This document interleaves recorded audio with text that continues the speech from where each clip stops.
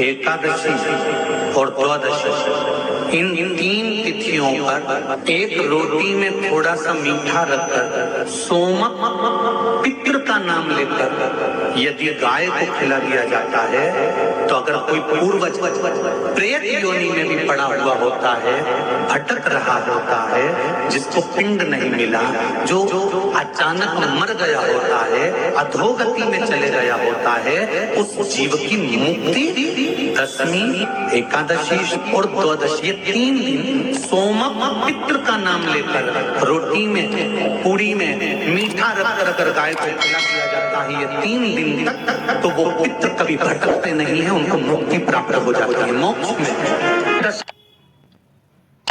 नहीं, एकादशी है कौन, क्यों इसकी इतनी प्रधानता है, क्यों इसकी पुण्यता है, ऐसा क्या है एकादशी में जो इसकी पुण्यता मानी जाए?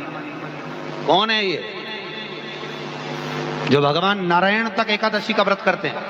सुभद्रा जी को भगवान जगन्नाथ ने, जगदीश ने एकादशी का व्रत कराया था। बद्रीनारायण भगवान को माता लक्ष्मी ने एकादशी का व्रत कराया था। क्यों?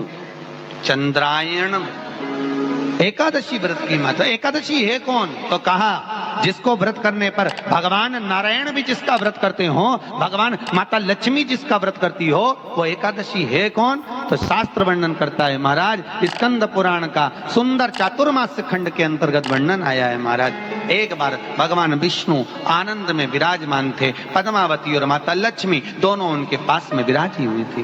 भगवान लक्ष्मी और पद्मावती दोनों बैठी, एक सिर के पास, एक चरण के पास।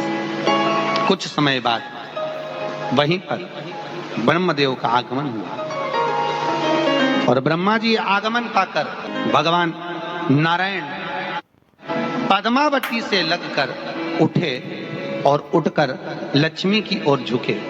झुकने पर इन तीनों के समागम से भगवान नारायण के हृदय चित्त से एक कन्या प्रकट हो गई।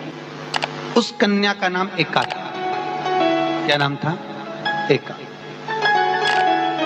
अब 10 उसके गुण इतने प्रबल थे, वो 10 गुण उसके बड़े प्रबल थे कि वो एका जिसको निहारती थी उसको संपदावान बना देती थी, जिसको देख लेती थी उसके जीवन में वो आनंद की अनुभूतियां करा देती थी। एका जिस मार्ग से जाती थी उस मार्ग के द्वार खोल देती थी। एका का पुण्य इतना पुण्य प्रखर। पद्मावती और लक्ष्मी ने कहा महाराज ये बेटी आपके द्वारा निर्मित हुई है, इसका कन्यादान करना चाहिए। हमारे यहाँ हिंदू धर्म में रीति है, जिस दिन कन्यादान करा जाता है उस दिन व्रत रखा जाता है।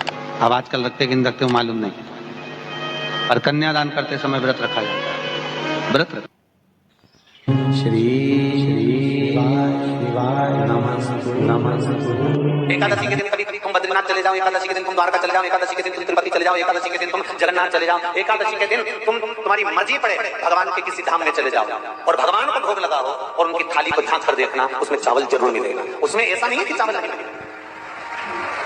बद्री नारायण में भगवान को चावल का भोग लगा हुआ मिलेगा, द्वारका में चावल का भोग लगा हुआ मिलेगा, आपको जगन्नाथ में चावल का भोग लगा हुआ मिलेगा, तिरुपति में मिलेगा, द्वारकाधीश में मिलेगा, नाथद्वारा में मिलेगा, सांवरिया सेठ में मिलेगा, काकरोली जी में मिलेगा। आप जहां जाओगे वहां पर एकादशी के दिन भगवान को चावल आएगा, क्योंकि भगवान के लिए परहेज नहीं है।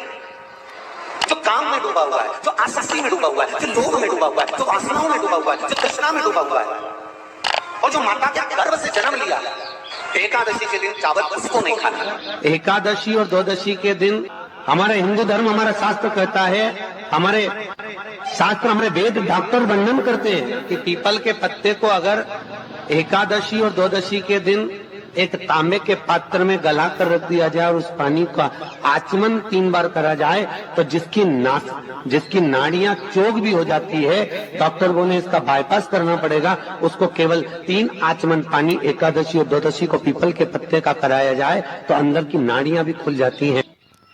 भगवान का एक नाम है अघोर। ब्रह्मा जी को दर्शन दिया, अघोर मतलब सिद्ध नाम। और बहुत ध्यान से सुनना भाई, बहुत प्रयास कर लिया आपने, कामना सिद्ध नहीं हो रही।